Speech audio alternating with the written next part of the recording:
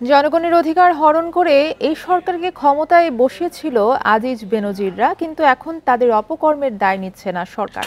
এমন অভিযোগ করেছেন গণ অধিকার পরিষদের সভাপতি নুরুল হক নূর। বিকেলে জাতীয় প্রেস ক্লাবের সামনে আয়োজিত বিক্ষোভ সমাবেশে এসব কথা বলেন তিনি।